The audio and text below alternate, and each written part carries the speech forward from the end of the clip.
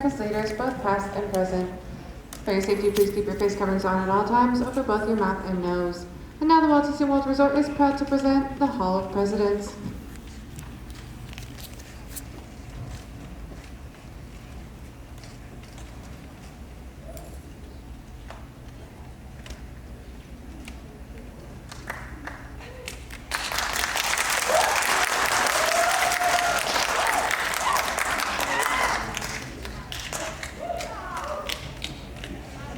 This program is dedicated to the memory of Walt Disney. In 1971, his love for America inspired the creation of the Hall of Presidents, a place to celebrate the optimism and goodwill he saw at the heart of the American story.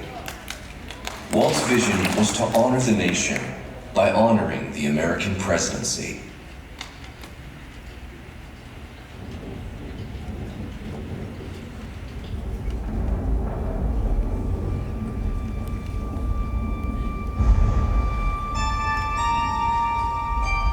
It is 1783, and the smoke is clearing in the wake of the Revolutionary War. Over the course of 8 grinding years, General George Washington has led a force of shopkeepers, farmers, and Native American allies to victory over the greatest military power in the world. A new nation has been born, independent and free. The founders must form a national government. In 1787, through months of passionate debate, they create a written constitution. For the country's highest office, they imagine something new in the history of the world. A leader not born to power like a king or queen. A leader who has not seized power through conquest. A leader not separate from the people, but elected by the people. From among the people. We, the people. This is a new idea, an American idea, the idea of a president.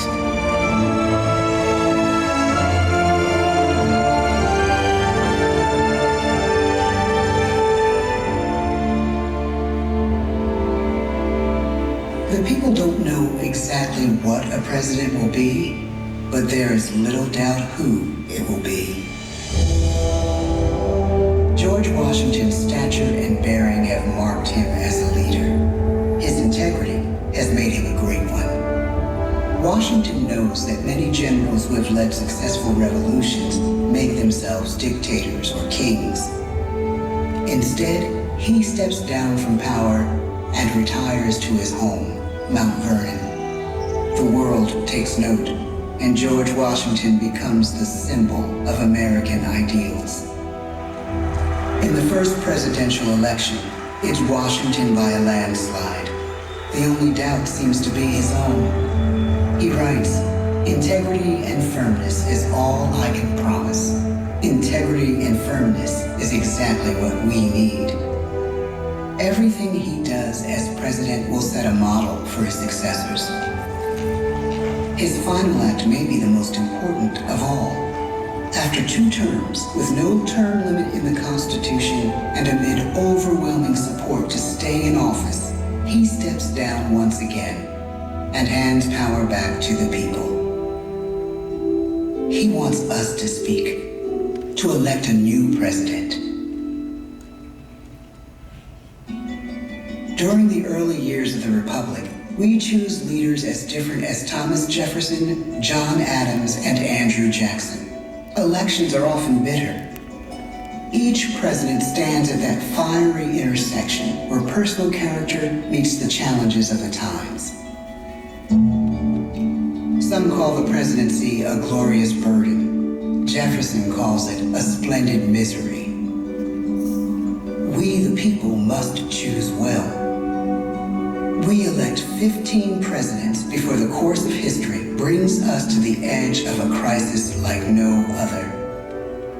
A nation born of freedom still permits slavery. As the country pushes west, will new states be slave or free?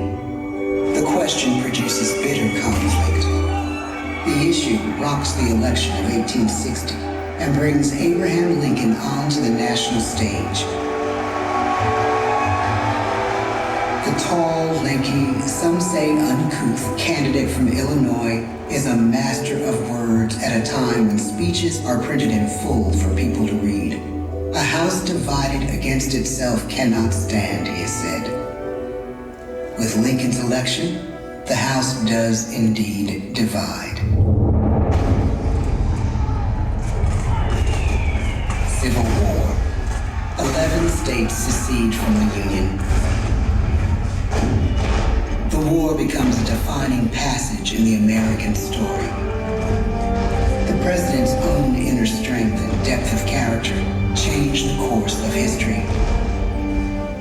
Lincoln had come up the hard way on the American frontier, desperately poor, with less than a year of formal schooling. His early years were scarred by tragedy, the death of his mother, his sister, his first love.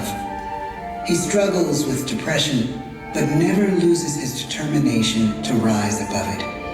He once said he's driven by a desire to leave the world a little better place for having lived in it. The war rages. Lincoln fights to preserve the Union and end slavery. Neither is a sure thing. At Gettysburg, Pennsylvania, 6 months after one of the bloodiest battles of the war, the president dedicates a cemetery to the thousands of soldiers who died there, in words we can never forget.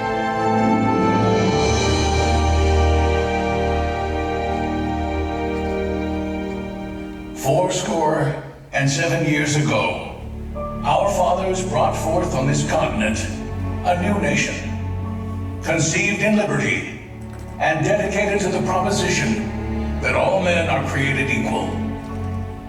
Now we are engaged in a great civil war, testing whether that nation or any nation so conceived and so dedicated can long endure. We are met on a great battlefield of that war. We have come to dedicate a portion of that field as a final resting place for those who here gave their lives that that nation might live. It is altogether fitting and proper that we should do this. But in a larger sense, we cannot dedicate, we cannot consecrate, we cannot hallow this ground. The brave men, living and dead, who struggled here, have consecrated it far above our poor power to add or detract. The world will little note, nor long remember what we say here, but it can never forget what they did here. It is for us, the living, rather, to be dedicated here to the unfinished work which they who fought here have thus far so nobly advanced. It is rather for us to be here dedicated to the great task remaining before us, that from these honored dead, we take increased devotion to that cause for which they gave the last full measure of devotion. That we here highly resolve that these dead shall not have died in vain, that this nation, under God, shall have a new birth of freedom, and the government of the people, by the people, for the people, shall not perish from the earth. The blood of over 500,000 Americans is spilled in this Civil War. President Lincoln's enduring hope is to give true meaning to the sacrifices of so many, to lead us to that new birth of freedom.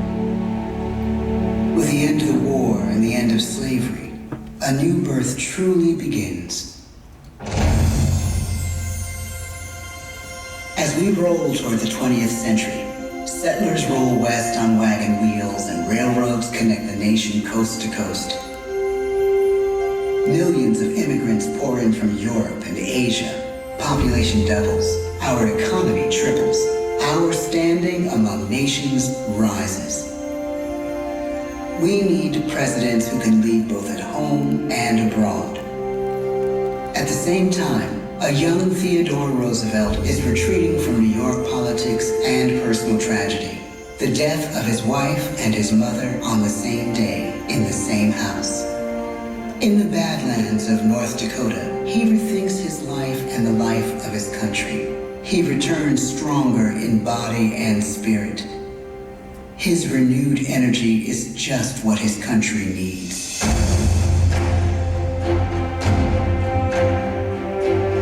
American industry is booming, but social tensions are rising. A progressive movement is bubbling up, pushing for change, and change is needed in the working and living conditions in cities. The gap widens between rich and poor. The demand for change grows stronger. Teddy Roosevelt is a knight on a crusade. He speaks with force and vitality in clear terms that make colorful headlines at a time when mass market newspapers have become the new media. To define his foreign policy, he borrows a phrase from an African proverb: speak softly and carry a big stick. But his greatest accomplishments are made at home.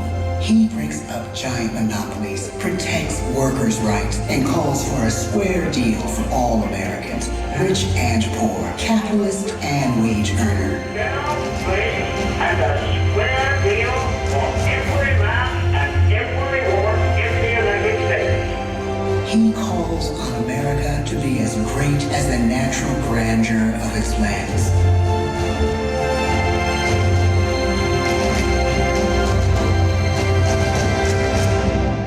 Keep your eyes on the stars and your feet on the ground, he tells us. And we do.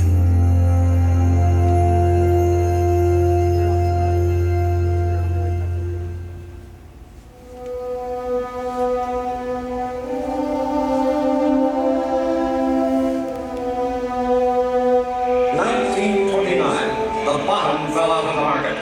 12 million unemployed. The bread lines and the soup. The results, the 1932 election now appear. When we elect our 32nd president, it is the worst of times. The course of history and the course of one president's life again shape a turning point in our national destiny. Franklin D. Roosevelt, paralyzed by polio, knows how to restore the faith of a people paralyzed by the Great Depression.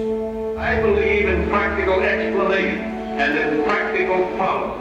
He has found the inner strength his countrymen now need. He speaks to us like a friend, a neighbor. His optimism is contagious, his voice perfect for the latest breakthrough medium, radio. He calls us to believe we have nothing to fear but fear itself. And we do believe. Tonight's attacks on England are perhaps the most widespread of the war in the course of the day. But an even greater challenge dominates his final years in office. The Second World War.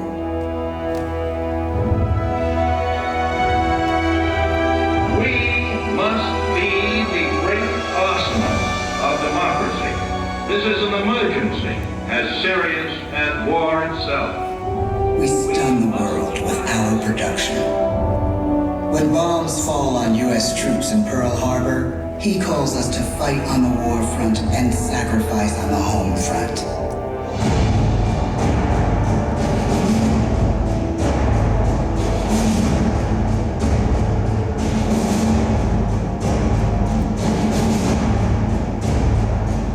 The harder the sacrifice, the more glorious the triumph.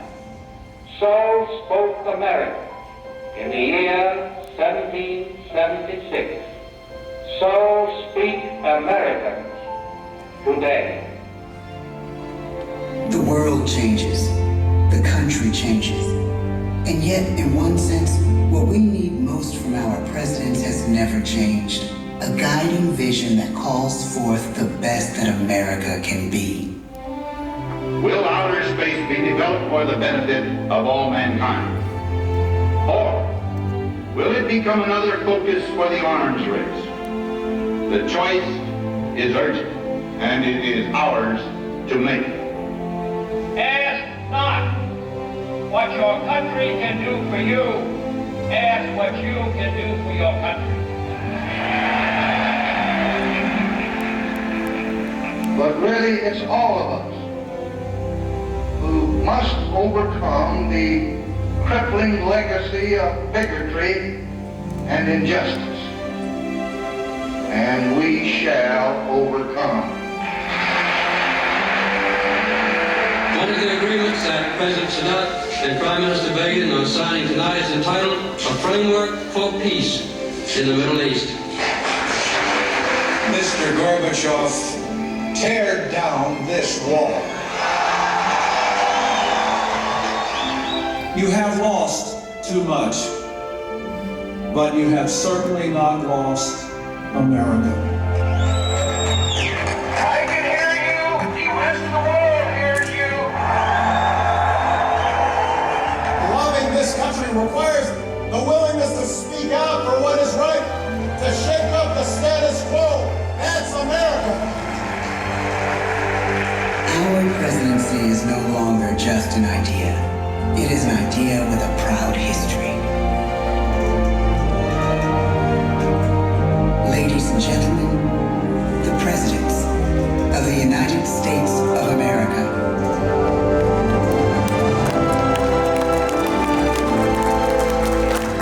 George Washington, John Adams, Thomas Jefferson, James Madison, James Monroe, John Quincy Adams, Andrew Jackson, Martin Van Buren, William Henry Harrison, John Tyler, James K. Polk, Zachary Taylor, Millard Fillmore, Franklin Pierce, James Buchanan, Abraham Lincoln, Andrew Johnson, Ulysses S. Grant,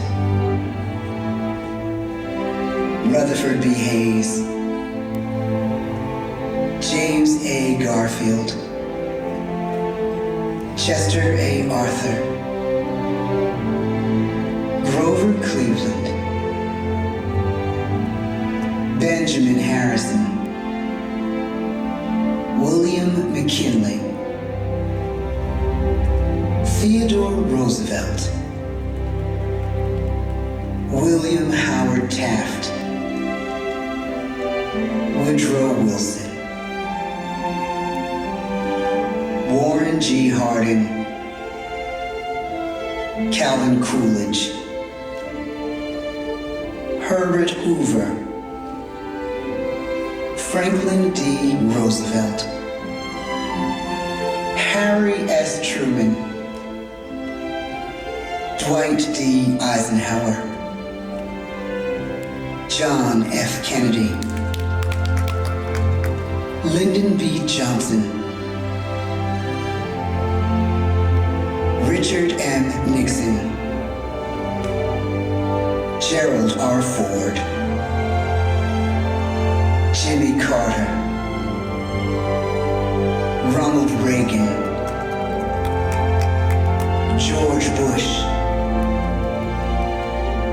Bill Clinton, George W. Bush, Barack Obama,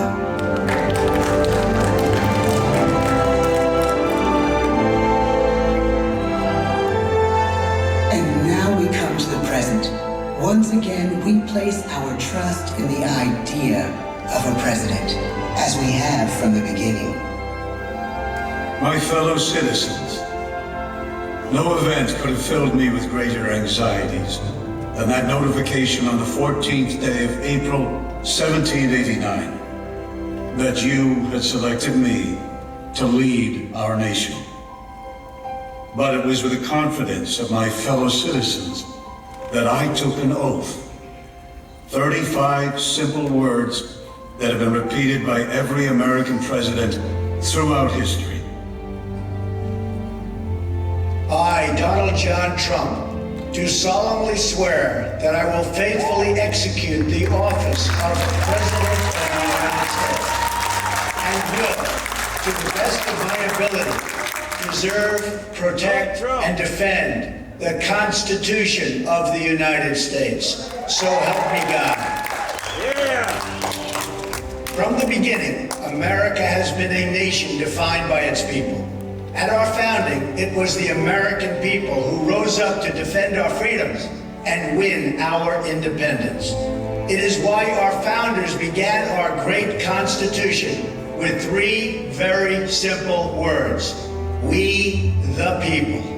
Since that moment, each generation of Americans has taken its place in the defense of our freedom, our flag, and our nation under God.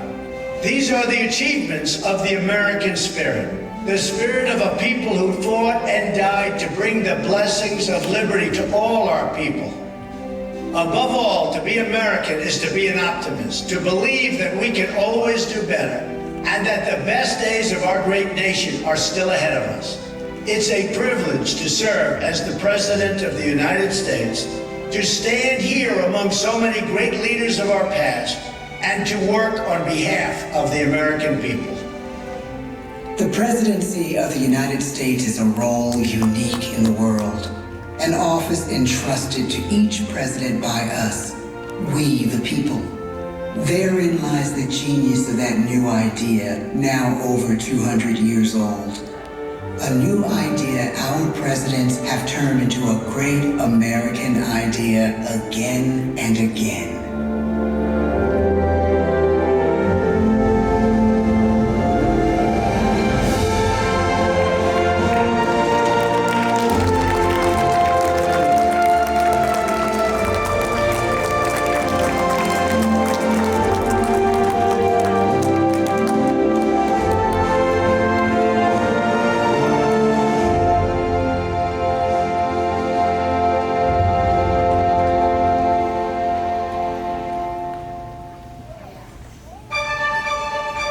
Ladies and gentlemen, that concludes our presentation. Please gather your belongings and exit through the open doors to your right.